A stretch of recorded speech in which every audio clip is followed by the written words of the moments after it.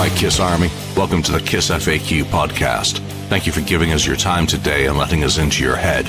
I hope we don't do any damage. We're just a bunch of KISS fans and we talk KISS. So come along for the ride, you've got nothing to lose.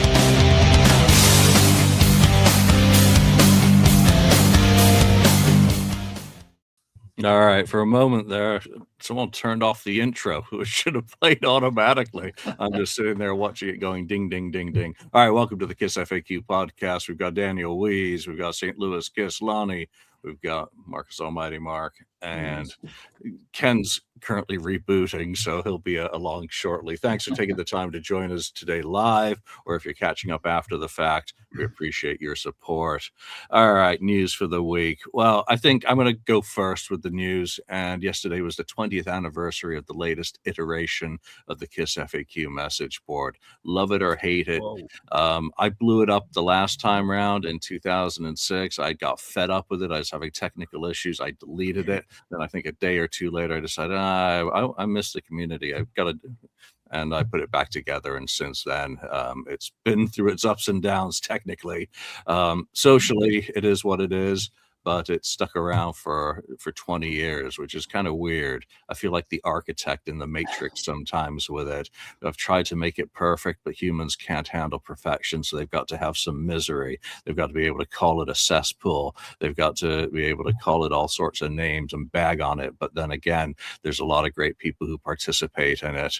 A lot of nuggets buried in the millions of topics on the board, which it's accumulated over 20 years, which is why the AI bots are always trawling it and bringing it to its knees. So 20 years. The first message board went live in November 2002. So, and obviously I've been doing this for nigh on 30 years. So it just felt like a milestone worth noting. For sure. I don't understand how it can survive in these days, with all the Facebook sites and everything, but it's still going strong. And I think you've mentioned the amount of visitors you have in a month, and it's quite a few, isn't it? Quite a few visitors each month. It is millions of hits, and people are able to read the board without being members. They're not able to get to the other sub forums without being members. There's a lot of lurkers. There's a lot of active participants. There's a lot of returning banned users who eventually out themselves and get banned again. So it's entertainment and sport as well. So again, it's a community. When you step outside into your community, there's good things, there's things you don't like, there's positives, there's negatives, there's no utopia. It is what it is. If you're able to ignore stuff, and imagine this, there's this very complex thing. You can do it with a podcast too. You can fast forward, you can rewind, you can press play, you can press stop. You can do the exact same thing on a message board. You can keep scrolling when you see something that you may not like or agree with. You don't have to put out a press release, asking for a manager. We should let Ken back in. Hey, welcome back, Ken. So again, there is no such thing as perfection, but what I really enjoy there is that it is a community. Now that Ken's back, let's go through and see who is the elder on this panel, who is the person with the most cred, the longest tenure in the KissFAQ message board community, the one most likely to get out of prison with good behavior soonest. Mark joined April 22nd, 2013.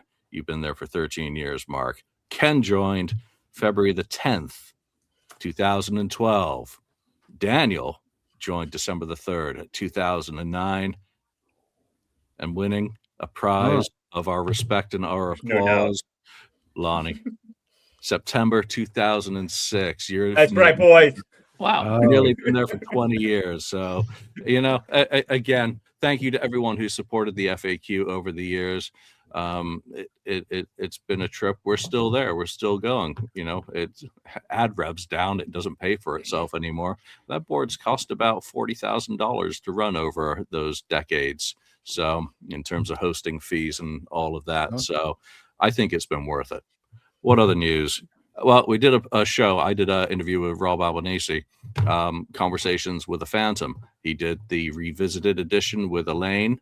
and his original publication is still up on Amazon. So if you're into Kiss Meets the Phantom of the Park, he went out there and he interviewed some of the people behind that project. And I never had him on the show, even for the original book that came out in 2020. So it felt like a good opportunity to have Ron on. He's also a really fun guy, really entertaining. He did the Thought Vault on Kiss Asylum way back in the day when I was doing the Kiss album Focus there as well. So we go way back. I've got a great deal of respect for him and what he does, not only with Kiss and his fandom, but outside of Kiss. And then Ken, who, like Bilbo Baggins, he's gone again. He put up an episode of his Vinyl Minutes, this time focusing on Hot in the Shade and Purple Haze. And while I put that one together, I haven't had a chance to watch it. So that's the news for this week. If Ken gets back in time for mail call, he'll be able to participate. Anyone get any mail this week? Not mail, but of course, not Kiss related. I did get the latest Stones album yesterday. I bought the box set for it, but yeah. But other than that, I am proud though that I did buy the latest Kiss offering. So just waiting until that. When did they start shipping that? August. Okay. That's not that long a wait. Should be good. Yeah, I think it's August the 25th it starts shipping, so we'll wait and see. Ken, while you're still here, did you get any mail this week? Hey, jeez. Yes, I did get mail. I finally got the... Let's see it. Pin. This is the MTV pin by Zach the Maker, is it? Or is this for the Kiss Army kit? This is the Kiss Army membership deal. That looks good. I like that. It's all right. Yeah, It's kind really of nice. a gold thing. It's about, I don't know how long, inch and a half or so. Yeah, size. That's what she said. Yeah, I know. But yeah, it's all right. That's instead of, I guess, what they were given before. I don't know what they give. Well, no, they usually do give pins. Yeah, they were doing different. pins, but they're usually glossy acrylic or whatever you call that. Yeah, it was a Painted. different kind of army shaped, Kiss Army shaped one last year. I got a box of them from previous years, and I haven't looked at. So I'll be getting that one because I did give in and rejoin the Kiss Army, and I'm so glad I did for the mails I now get. I also got some mail this week because I'm in the final stages of just filling in the final gaps for the Alive Worldwide book. And I had to go out and rebuy some fanzines because I'm at the part where I'm just checking through Kiss Asylum and Kiss Otaku, for some of the little news and minutia bits. So I'd gotten rid of all my fanzines because I would never need them again. I don't have space. So got a six issue set of great fanzine from Australia, and look at that cover. I mean, come on, space. That's always been one of my favorites. Also got a couple of issues of the other mighty fanzine from the 90s, Nico and Strike. So couple of fun ones to go through. Anyone else? No. No. I was supposed to get my picture disc today, but I think it's in Bakersfield. So it probably won't be till Monday. All right, well, let's get into today's topic. And we've been talking about we have a list of topics that we hope to one day, either develop into topics or actually get to. And I was going through that, and this one jumped out at me this week. And I can't remember who posted it and how it came about because it's, too big, too fast. Did Kiss get too big, too fast back in the early days? And had they taken a slower trajectory before really breaking out, would it have had a whole bunch of benefits? So let's just get some overviews to, can the trajectory of a band be impacted negatively by becoming, essentially instant stars? Should there be a period of development? And I guess we got to talk to the resident musician first, Mark.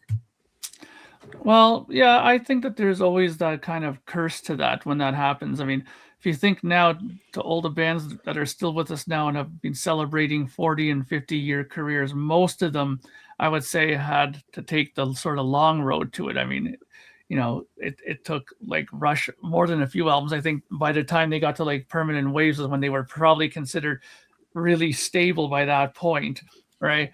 And then you have like, lots of other bands that have, had to put out multiple records and tour and get out there and do things before they got, taken, or at least had stable ground or feet underneath them. I mean, you think of some of the other bands on, like I think of, for example, the Buggles. Those guys came out with a huge single, Video Killed the Radio Star. It was all over the place and pushed. And then after that, relatively, they sort of faded into obscurity. And I'm sure there's lots of other bands like that too. But I always thought that it's better to just develop a band, go through a bunch of stuff. I mean, like look at Judas Priest. It took them more than a few records before they started getting solid ground. They started headlining and doing stuff like that too. So, with getting popular really quickly, you're usually jammed down people's throats. You start getting that whole symptom where people are like, oh God, this song again, or, this band again. And then it starts getting dangerously to that point where people are like, okay, I'm going to listen to something else now because I'm so sick of these guys. Lonnie, what are your thoughts? I don't know. I mean, did they get too big too fast? I don't know. I mean, it took them a while. It took 3 albums, and they were on the brink of being dropped almost, So I don't know if they got too big too fast, but I think once their trajectory took off, it skyrocketed. And I think that it affected some egos pretty quickly with how big they got, how quickly they got big once they finally took off.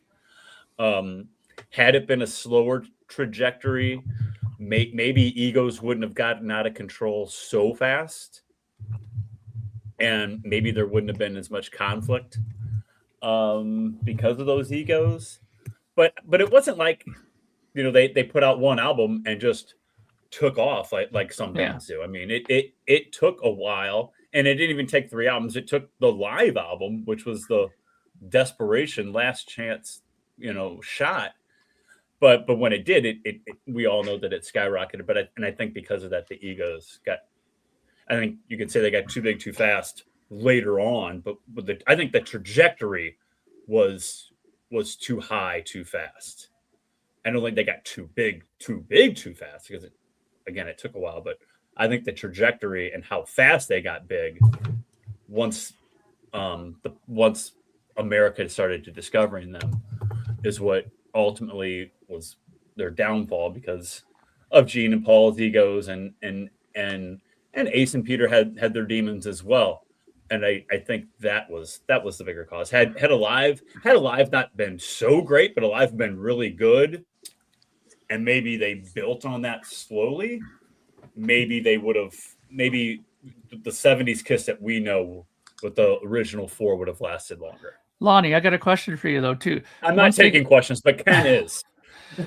but what I'm wondering is, do you think that once they got to that point that even a coin might have fit into that whole ego thing? Because with the whole, let's do all the merch and the toys and all this stuff, Oh, sure. Absolutely. I think, they got so big so fast, and a coin being a TV guy and a coin having other interests besides just music, I think it was just like, think of everything that it was just like, we could do everything. We can do comics. We can do, action figures. We can do trash cans, lunchboxes. We could just do everything with this band. Look how big we are. Yeah. But had it been slower, maybe those ideas don't all come together all at once. Yeah. The movie, the toys, and everything. And it was just an oversaturation, I think, for a lot of people at a certain point. And then with the toys, bringing in, kids, and you're 17 and, you have a 9-year-old at the concert next to you. I'm like, that's not really cool when you're 17. I didn't really like it when I was like that age too. And I was going to see them on the reunion tour, and there's like kids there. I'm like, there's not kids at the AC/DC concert. There's not kids at Metallica, but there's kids here. I experienced it on the reunion tour too. And I just thought it was weird now, but in later years when I would go see them, I think a lot of people on here can agree that, well, Kiss has really become generational, and you see, parents passing it down, and it was cool. But at the time when I was 17, I can understand why someone in 79 and that would think like, this is, that this wouldn't be their bag, Yeah. that this is lame. This is lame. Exactly. There's not kids at AC/DC. There's not kids at at Ozzy, especially at the time in like in the 90s. There weren't kids at Ozzy. Ozzy wasn't this household name that he became after the Osbournes. Yeah. Talk about being uncool, hanging out with elementary school kids, crashing your scene. I mean, Right. imagine that at a Guns N' Roses gig in the 90s. Right. Wouldn't have happened. So exactly. But it was a thing even on the reunion tour. I was like, what the hell's that? I'm surprised that you mentioned a coin and you failed to mention Bogart and his P.T. Barnum kind of mentality. It was kind of inevitable when you take a person like a coin, hook them up with a band that has a distinctly sickening self-belief and ego before they'd even done anything. They wanted to be the biggest thing on earth. They had a self-belief that was just unhealthy, but the sort of self-belief that the very best in any sport or anything in the world that you have to have, that delusional self-belief. You marry them with someone like a coin and Sean Delaney and Neil Bogart, and it's almost like this is a winning hand. It's gonna happen no matter what. Ken. Yeah, a lot of good points. I do think that there are some bands that have had they get one hit, big hit on the first one, then they disappear. Yeah, it's the one hit wonders and that sort of thing. Kiss, I mean, it wasn't. I don't think it was actually too big, too fast. I mean, there was 3 albums. Alive comes out. Alive does really, really well. But I still think a lot of people didn't know who Kiss were at that point of Alive, even though it did sell well, because it had the live version of Rock and Roll All Night that hit the radio, but that wasn't a huge hit or something that would make everyone know about them. So I think at that point they were still not really huge or big. I think the deal was with bringing Bob Ezrin, and then they got lucky with with Beth, and then the artwork that was part of that. It was kind of like they hit the right. Everything just hit perfectly on Destroyer, at least as far as accessibility for the band, the look, the I don't want to necessarily say the sound, but it was more commercial sounding, something that could get on the radio, slicker kind of production versus what they were doing. So that's the point where things changed for me, I think, and Beth and all that.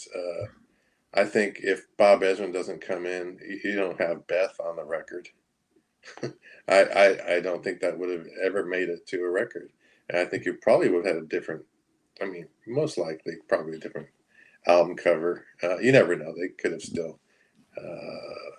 brought Ken Kelly to paint or whatever a cover. But I think after that point, and then the success of Beth, and the deal that really did it to them is, I think like Lonnie was saying, the egos kind of took off once they had the big hit, and then their face was everywhere, and then all the merchandise starts coming out. Then it's just like, oh yeah, we made it, we can do anything. And then I think at that point they got a little, as the egos happen, and then the kind of the hunger kind of goes away at that point. So I would have liked to have them to, maybe done a more gradual, even though it was 3 albums, 4 albums, whatever. I still would have liked a little bit less ascension going up. We'll talk about that part of it in a minute. Yeah, hitting that point and then going boom, and then all of a sudden. So yeah, to me, it's not necessarily too big, too fast, but it's just how it happened, I guess, all at once during this one part, and then I think it's mostly egos, and and the hunger to to do anything. And then you get a bunch of yes men people around you saying you can't do Mark's a yes man. Yeah, Oh, not that kind of yes. Sorry. Yeah, Sorry. you can do right. You can do no wrong, that kind of thing. You get people around you that kiss your butt and all that kind of stuff when you're big and everything, and say no, you can do wrong and make you think that you can go on your own. Oh, you're better than the rest. You don't need that band and all that kind of stuff. So anyway, that's my thoughts on that for now. Daniel.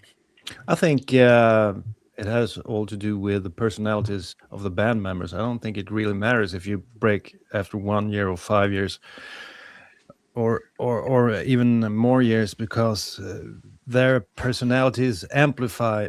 They are amplified when you get money and fame and such. So I think whatever they would have done, Ace Frehley would have crashed and burned. However, whenever they broke through, and Peter Criss the same, because it was in their personalities. But of course, it's better to break through after a few albums. So when you go on tour, you have something to play.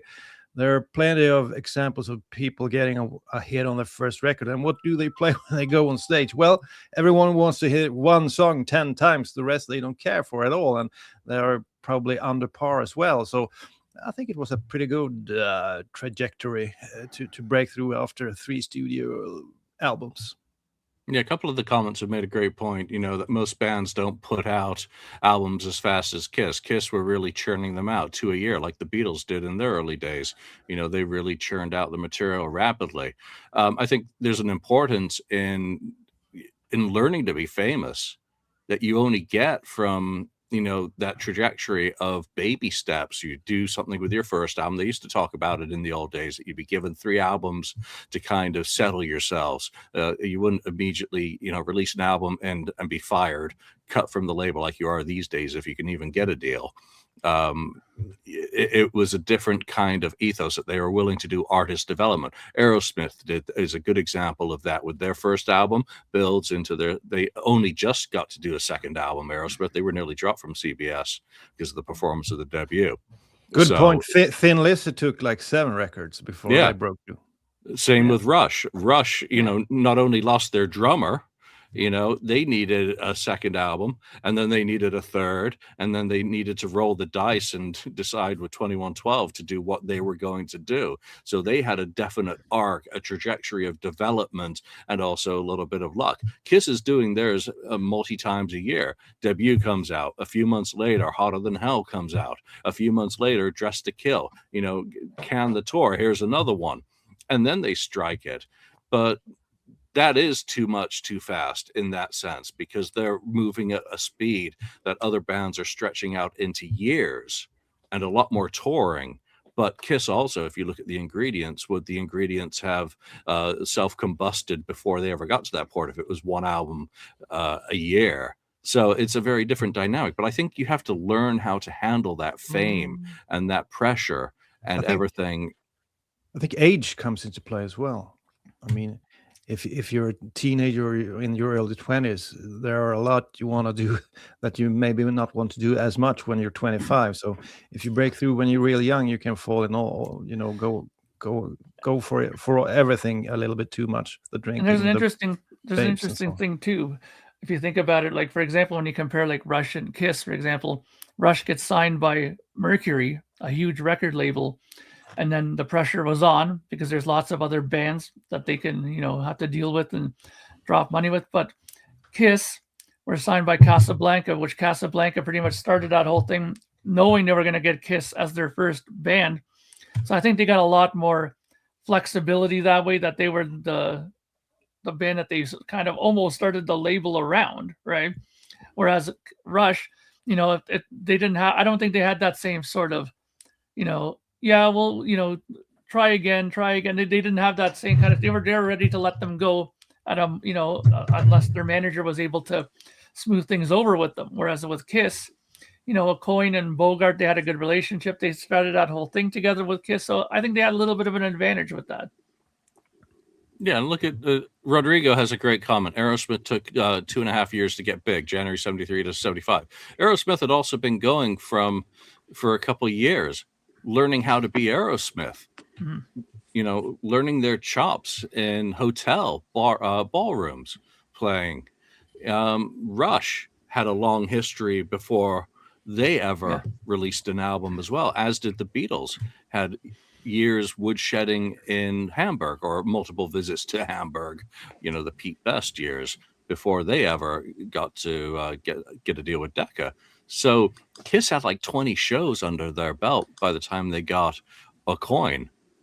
So Yeah. there was a completely different trajectory. But also, Kiss from the get-go was sending out fake press releases, you know, believing we are going to be the biggest band in the world, and they didn't have anything yet to back it up with other than that delusional self-belief. So in that sense, they were definitely too big too fast, because they were big in the head before they even really had enough material to back it up with. Lonnie, Ken started off on the second part of that. Would a slower ascension have helped Kiss in terms of longevity in your mind? I think it could have. I think a slower trajectory. I think it could have delayed the egos getting out of control too fast, or delayed the toys and the excessive merchandise, and not have everything just blow up so quickly and everything just come out like all at once, and make them these larger than life characters suddenly. I think a slower trajectory would have, and I kind of alluded to that in my last point too. I think a slower trajectory could have staged off the uh, the blow up that happened internally, instead of everything so big so fast, egos out of control, drugs out of control, you know, just the temptation of everything right in front of you, and they're young men in their 20s, and it's hard to say no to things like that. So I think had it been a slower trajectory, I think we would have gotten more out of the original four. Yeah, you get now to think about the ascension, and how would you have changed it, and you know, what is your take on that part of it? Mm. Uh, I, you know, you can't really, unfortunately, you can't really change the ascension. It seems like all bands or groups and things like that have different uh, different ways. Though you know, like I said earlier, I thought I would have. I think if Bob Ezrin doesn't come in and they choose Eddie Kramer for the album After Alive, uh, they still have a slower ascension up. Uh, Maybe their music still gets better, and it's produced well, because you know Eddie Kramer does really well. I think it would have been still a slower ascension, though I do agree that merchandising a coin, it all depends on how fast he goes into trying to put all these, you know, toys out. But the thing is, I think you can't put the toys and all that stuff out until you have that real big hit. That comes after being established and being very, very popular before you're gonna. I can't put out. You know, they couldn't have put out a Kiss doll during, you know, Hotter Than Hell or Dressed to Kill. People are talking, what are you? What are you doing? Kind of thing, because no one knew them. That you have to first be established and known and have a huge hit and a bigger following before you can even do that merchandising. Yeah, you can do the shirts and stuff, but as far as lunch boxes and action figures and all that stuff, that has to come later, after, and that even puts them even more out there. Then you get the kids. The kids come in because kids are buying that other stuff, uh, getting involved, and they see these comic book kind of album covers and stuff like that, and they're getting into it. So yeah, it's just a lot of little things that have to happen a certain way for it to either go slower, you know, slow ascension, or just all of a sudden like a boom, you go straight up all of a sudden, kind of like what Kiss did after '76, I think. Yeah, two different bands. Peter is right on here. Fake press releases. Kiss were the masters of fake, or the kings of hyperbole and exaggeration. Always have been. Again, that's just part of their fingerprint. It's two different bands in a sense.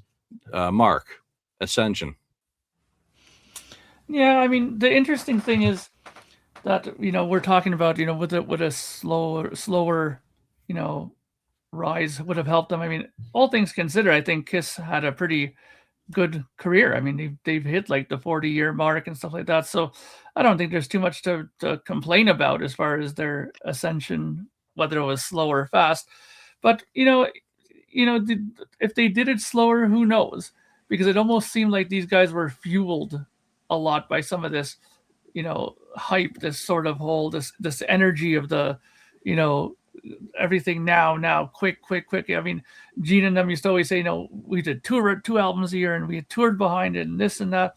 And on one hand, they could have made it sound like it was terrible to do that, but in another way, I think it kind of fed them. It gave them that energy, and it kind of appeared in their music that way as well.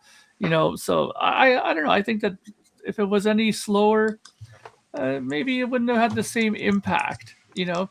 But there is that burnout thing you have to be careful of, right? And it wasn't just the band. I mean, there was the management people as well. I mean, these guys are also doing tons of blow and stuff like that as well. So that what happens to the band could happen to the management as well. And then when that happens, then you're in trouble too, because usually you would expect management and the upper brass to have some sort of stability or give them some sort of stability, but that wouldn't happen in that situation. So would it have been better with them doing it slower?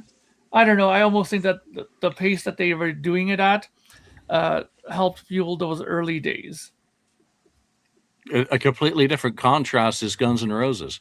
The insane hype behind that band before they'd ever released their debut record, and just the drug culture that surrounded them. You knew that they were, California, Hollywood sleaze bags doing, everything they could get their hands on. And they put out that Ninja EP. And the excitement, I mean, oh my God. I mean, Rock City Angels, another one, the hype before that came. But Kiss had the hype that really blew them up as well, that was manufactured around them. Daniel, how do you change their ascension? Or would you? No, not really. I think it comes back to my thesis about personalities. I mean, when I was a kid, everyone wanted to become, an athlete in hockey or whatever. But there's only like one person I know that really made it all the way. And it's because that guy had a different kind of mentality than the rest of us. He pushed it way further. He practiced more. He did everything to become an athlete, and he got it in the end. No one else made it that far. And I think Paul and Gene, they would have made it anyway. I mean, they had such a drive. While guys like Peter and Ace needed someone to lean against, someone to help them along the way. And if they hadn't broken through really early, maybe Peter would have quit. He always said, I need to make it now. I need to make it now because I've been through the club circuit so many years. So he might have quit. But one thing I would have liked them to do was to take a break, maybe, and let Ace heal up before Creatures of the Night, really sit him down, talk to him, say how important he was for the band and that they wanted him to stay and maybe take a longer break there instead of, diving right into Creatures of the Night. But that's no. Under contract, though, right? Yeah, so that's why. But if their contract and their money burn rates. But we're just like, I could wish, Sure, I would, a break somewhere around 82 there, in order for Ace to stay in the band a few more years. But they did pretty well without him as well. So who'd I miss? Did I miss anyone on that? No. I don't think so. I'm completely losing track today. I'm sorry. Would they have been more willing to write it down? This kind of ties in with what Daniel just said about taking a break. If they had a slower trajectory, would the band members, do you think, have been more likely to, not leave the band so easily? I mean, Peter walks away in 1980. Peter thinks he's going to have a solo career, or at least be in control of a solo career that's going to be equivalent to what Kiss had success-wise in 1976, even though Kiss's trajectory had been slowly already going down. Ace had to get out or die. How feasible is it, Lonnie? I don't know. How feasible is it to that they could have lasted with a slower trajectory? I don't. Maybe not. Maybe not. Because like you guys alluded to, Peter saying, "I need to make it now." Had they not made it with Alive and just continued to struggle, or maybe get a little bit bigger, where they're playing some bigger halls in certain towns, but still playing clubs in other parts of the country, and just kind of meddling around and not really having that trajectory. Maybe at one point Peter does quit. Maybe at one point Gene or Paul think, we're going to blow this up like we blew up Wicked Lester, and we're going to do something else and go a different route. Or maybe the record company just eventually drops them if they don't take it off. So I don't know. I mean, the more we kick this around and the more, we have a discussion about it, maybe the trajectory that happened was the best thing for them. What do you guys think? Mark? Yeah, I said that earlier. I think that they almost existed better with that sort of faster pace. It was like fuel for them, to get to that sort of level. I mean, what did it affect? Excuse me. Did it affect their songwriting maybe because of the pressure to quickly come up with something? You hear the stories of them going into the studio and having to write a song in the morning, and then by the time the afternoon comes, and they show it to Peter and Ace and they record it. That's not always the best way to write songs, and sometimes you end up having, mediocre songs, I'll say, when you do that. But sometimes it works out for the best. I mean, you hear stories like Tony Iommi saying he came up with Paranoid in like a half an hour. So who's to say? It's for some it works well, some it doesn't work well. I think there's no one answer that I think is perfect for this situation, because I think that sometimes under pressure people work good. Paul Stanley has been quoted many times saying that he worked well under pressure. Some people say that they don't work well under pressure. Ace says like he doesn't understand how Gene can write a song every single day, that for him he has to be motivated to write a song, and that could take him months to do that, right? So different people work different ways, and then when you have those same people in one band, there's that tension and stuff like that, because Ace is like, hey, how come I'm not getting as much money as you guys? Well, because he's not writing as much music as them, right? So who knows, like, if the slower pace would have worked. Maybe some people might have felt more comfortable in it, but I think you would have also had a lot of people that were very itchy to get things going. I think Ace's problem with a lot of Gene's songs that was Gene could write a song every day, but a lot of them were absolutely abject garbage. Yeah, exactly.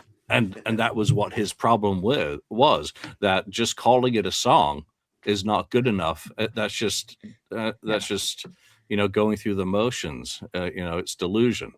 I wrote a song today. Yeah, you can call it a song technically. It's got a couple of chord changes and some lyrics, but really it's the sort of thing that'll be played on the radio against foreign dictators to make them surrender. Daniel? Well, I think the analogy that Gene made about the marathon is pretty good. Some are in it for the long run, for the marathon, and some just last, the 100 meters. And I think the personalities in the band, you had two persons that could run a marathon, the other two couldn't, and I don't think it would have mattered. However, they tried to please Ace and Peter. When they talked about leaving and going solo, they did the solo albums partly because they wanted to treat Peter and Ace with an opportunity to make solo records, solo music. But it really didn't matter. It ended up like it did anyway. So I think for a band to last, you need the same drive. You need to be on the same page in order for it to work in the long run. So I think the best thing they did was get guys like Bruce Kulick and Eric Singer and guys like that who knew their place, were happy, and were willing to work their asses off for decades. Yeah, Ken. I start thinking about the like bands like if Kiss had a big hit right off the bat on the first album, and I think it's possible they would have, the record company would have maybe given them a little extra time to, okay, yeah, we got a huge hit, and they made this album went platinum. Just imagine the first album went platinum and all that kind of stuff. They would have given them a little bit more time, maybe, to put out the next album. A little, even though they signed to do a certain amount. I don't know if it was in a certain amount of time they had to do those first three, but they could have given them some time to say, okay, hey, these guys are good. We'll just no pressure on them. Let them put out their next album and take their time and write, get some good music to put on the record. That could have happened because, think of bands like Boston. They had a huge album, first album right out the bat. And then they get their next album, a couple of years later. It was 2 albums, 2 years later. That's a long period of time. Back then, bands were releasing one a year or multiple a year, like Kiss was. And then the third Boston album came. How many years later after?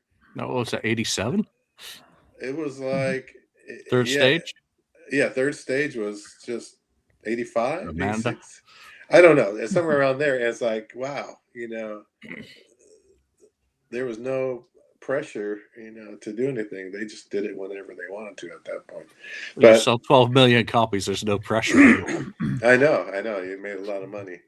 Didn't Van Halen sell like 10, 11 million copies of their first album as well? Yeah. Yeah. So I don't know. It's it's all hypothetical kind of stuff for Kiss, but yeah, it worked out. Any way you looked at it, they had over a 50-year career, and it worked out throughout even though they had members leaving and then coming back and reunion, all the stuff is just like somehow worked. I don't know. It just somehow worked out. I think that's the best point, and somehow it all worked out because I mentioned those other groups, the Beatles, Rush, and Aerosmith, touring together, being on the road together for extended periods before doing that first album. You get to know each other much better. Kiss didn't do that.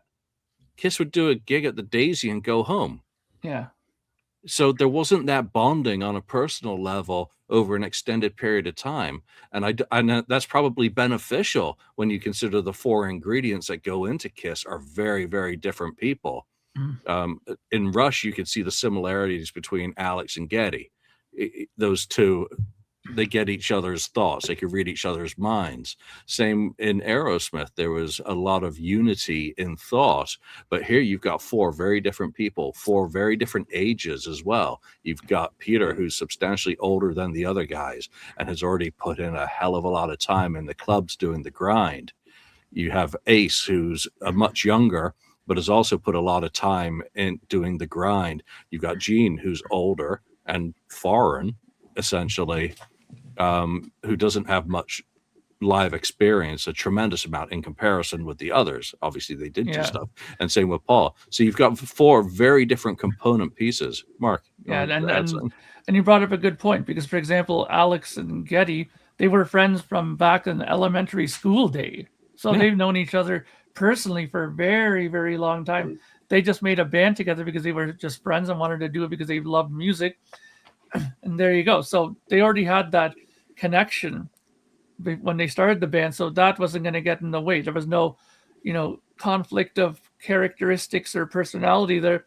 And they just lucked out with finding Neil that way as well, right? Because if you look back at the history books, Rutsy was friends with Alex for a while too. And they had no issues with them either. But they really connected on a more personal level with Neil because he liked a lot of the same sort of music that they liked. He wanted to go the same direction that they wanted to go. and then they started sharing a lot of interests, learning different languages and blah blah blah blah. So that really helps when you get into a band and you have to go through hard times, and even with the good times, because you help level each other out. It's Well, you fun have to a read about long-term bands. relationship. Yeah, the same goes for Lana's favorite band. One of his favorite band, Guns N' Roses. I read this book by Duff, and also read one by Matt Sorum, one of their drummers, and they were on the same page, so to speak. They all wanted to party and get high, but they were on the same page. There's a part in this book that's pretty fun to read, and they compared their band to a band of pirates going from town to town. It was that feel, but everyone was on the same page, so they could do it for a few years. Pirates going through town, killing everything. Yeah. Just one more thing about Aerosmith is Raymond Sabano, the original second guitarist, knew Steven, was friends with him, knew Joey. They were part of a circle in many cases. And then in the New Hampshire stuff, Tom becomes part of the circle.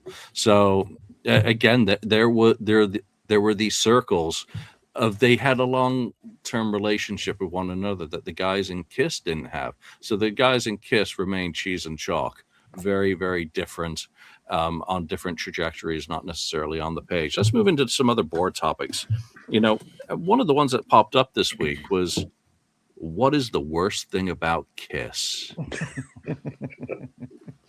I mean, what the worst thing about Kiss? I haven't even looked at it to see how people are approaching this, but I think hype for me is just the incessant hyperbole of how great, how big, how awesome, how everything is blown into epic proportions, and so many things that when they've been delivered have been a fizzle.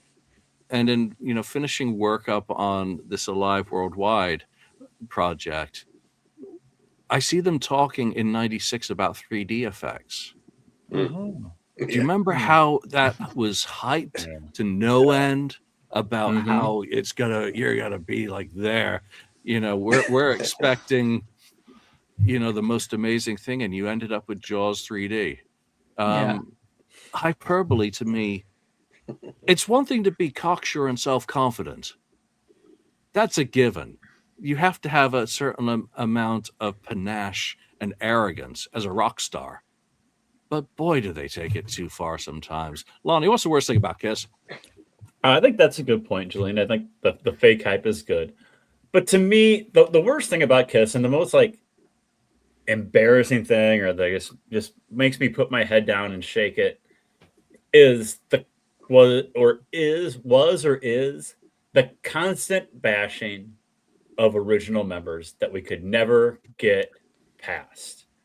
It became to the point where it became embarrassing, and it happened in the 80s, leading all the way up to the reunion tour, and then it was Kumbaya for a couple of years, and then we went straight back to Ace and Peter this, Ace and Peter that, and Ace and Peter aren't without fault too. They would jab back too, but why the constant bashing?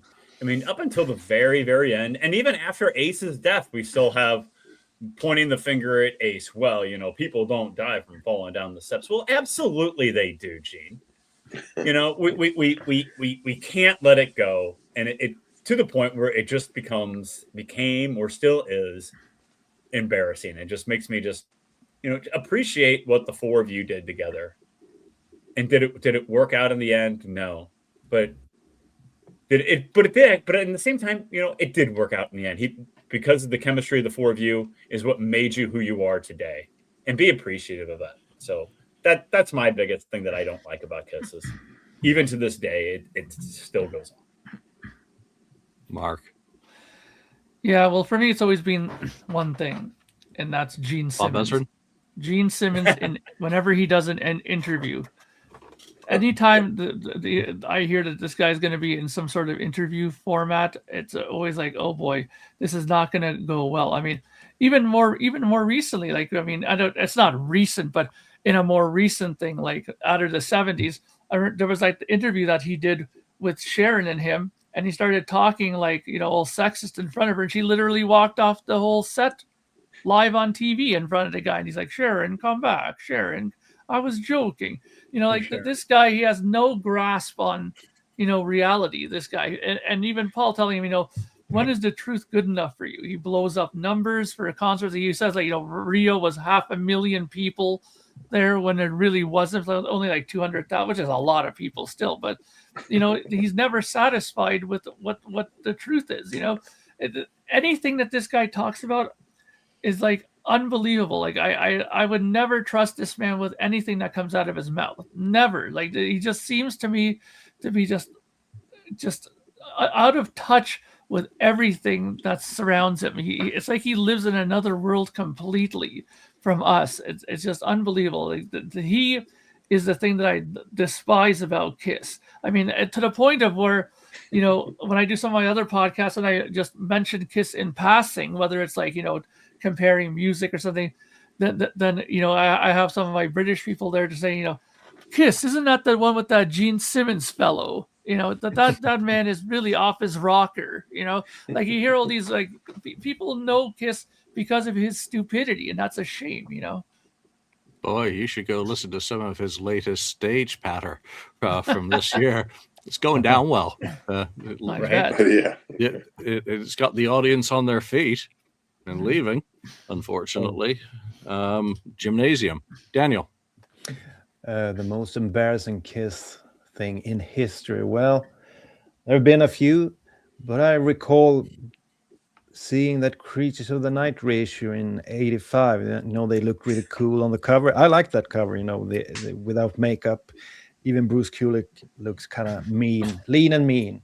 And then you get photos from the tour, the world tour, but it only went through America. And I have to say, the way they dressed on the Asylum tour, especially Gene Simmons, that's the most embarrassing thing in history for me. I mean, what was he thinking? A 200-pound man in some glitter thing there. He looked silly. Didn't you see that back then? I know Paul, he could kind of pull it off. But Gene just looked horrible, and that's the worst thing in history, the stage clothing on the Asylum tour. Man. Ken. Yeah, I agree with some of your stuff. I do agree that like Lonnie said, the bashing, that's I don't know. They just keep their mouth shut on that stuff. Just there's no reason to bash each other at all, actually. And Mark with the Gene Simmons, the interview. I agree. The interviews, you never know what you're getting at. It's like it's going to be either the same old interview. Then it's all hype. Is still in that hype mode from forever, trying to hype the band Kiss and trying to sell. It's always sell. So he just, I don't know. It probably never stopped doing that. The other thing is, I think, is the saying that, no one's going to want a new album, that sort of stuff. That's the ones that I always think they have the ability to put new music out. And that's what really bothers me, that it's been how many years since Monster? A long time, and they could have been putting new records out like these other bands that do. I think the hunger, they just don't. I don't know. That's a good point. That's a good point, Ken. It's like after '98, we got 2 more Kiss albums. After 1998, yeah, how many more Kiss Kiss albums? studio? Yeah, if you just look at That's embarrassing. That's embarrassing. Now, that's a good. That's just like, to me. Well, albums don't sell and all that stuff. Well, maybe they don't, and then they talk about the fans, giving the fans. Well, you're not giving the fans what they want all the time. No. It's we hear and we obey. That's not true.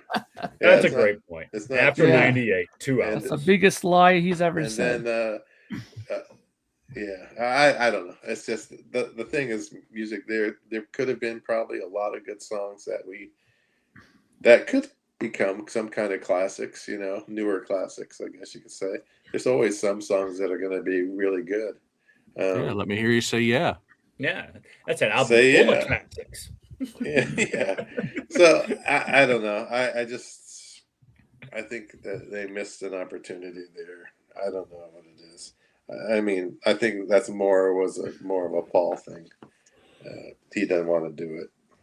It's a good point. I mean, they underestimated That's the a good power of new music, even before, even after Psycho Circus is when it started, and then they had a few years there, 2009 to 2012, when they released 2 albums. But I think there were some great songs on those albums, a few, not too many, but there were a few, and it revitalized the band, made it feel like a real band once again, because they were doing the playing the same old stuff on tour, and nothing new happened. But when Tommy and Eric got to play on a few more albums there, I think it strengthened the band and made new fans and so on. Absolutely. I mean, not so much of a nostalgia act. Yeah, and I think that's one of the things that always bothered me about that too, is that, I think I heard a few people say this before, like Nikki Sixx and a few other people say that, the difference between a musician who loves to write music and a musician that only writes it just strictly and sees music as just a money selling thing. There's like a very obvious difference in it. I've always got that feeling with Kiss, because anytime you mention a new album to make a new album, they always mention that whole fact, like, it doesn't make sense economically now to make a record. Nobody wants to buy new music and this and that. It's like, that's bullshit. So many bands that have been around as long as Kiss have been making new albums and putting them out. Are they the best albums of their career? No, but that's besides the point. The point is that they love writing music, they love playing music together, they love creating music, and they put that out, and the fans buy it because they want to support them and they love the music that they make. I mean, I just mentioned it earlier. The Stones put out another album again now. Is it their best record? Yeah. No. But so what? They're putting out music. Isn't that shameful that 80-plus-year-old Rolling Stones are putting out albums, and Kiss have long time already locked up the whole recording studio doors? That is shameful. Well, the Avatar album is coming. Avatar album is around the corner. That's the other hype thing that may fail also. Like the Avatars are coming. May? They're just waiting for the technology to get far enough along that it can actually create what they want. Don't wait too long. Well, again, AI is really starting to piss people off. Yep. When you can't have electricity. Avatars will probably piss off people too. Yeah. What is the worst thing about Kiss? I think believing their own hype has probably been the worst thing about Kiss. Is not recognizing that hype has a purpose, hype has a role. Everyone's going to hype what they're doing, but actually believing it is, delusional in a sense. Comes from a place of great personal insecurity, which I think Gene is still trying to, deal with issues. It's Paul maybe is, Peter and Ace. Again, all the personality flaws and believing in that, believing that hype is probably the worst thing, and I think it probably did the most damage to the group. Putting their trust in Jesse Hilson, putting their trust in Bill Aucoin and Glickman Marx, who were the brilliant businessmen, and siphoned out the money and turned Kiss into a self-consuming, money-hungry business, and that mentality never left. Everything that Kiss became in the 70s because of the hype and the merchandising and the overexposure and the overextending into different things just consumed money and completely turned them into something not musical. So that would be the only thing. Do I want new music from them? No, I would just want old music. Stuff like Anaheim. I'm happy. We're getting box sets. I'm happy. We're getting off the soundboards. I'm happy. I no longer crave, I'm happy because Sonic Boom fixed that itch for me. We may have only had 2 albums after Psycho Circus, but just be happy that there was 1 album after Psycho Circus to have that not as the last Yeah, one album. That's That's true. all They I could have done none after Psycho Circus. that's all I needed to make me happy after what Psycho Circus became and represented. And again, believing the hype, listening to bad advice, listening to those inner demons. Again, those sorts of things are the worst things. But again, I'm just happy that we've got 50 years of Kiss to pick apart and discuss on a weekly basis. It's all good. Too big, too fast. Who cares? They're here, we're here, and we're still talking about them. So that to me is what matters the most. All right. That's enough for this week. Next week, you guys are going to have to do a show without me, I think, because I don't think I'll be available. So see what you can come up with. But for now, for everyone who's joined us live, from Lonnie, Mark, Daniel, Ken, and myself, thanks for joining us, and we shall see you next time. See you.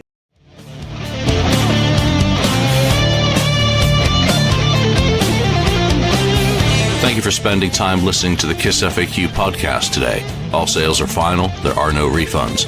If you'd like, look us up on Facebook or come over to the message board and discuss the topics we've broadcast today. Don't forget to hit subscribe wherever you've listened to this show, and a like would very much be appreciated. We hope you'll join us again, but until then, remember, life's a radio. Turn it up to 10.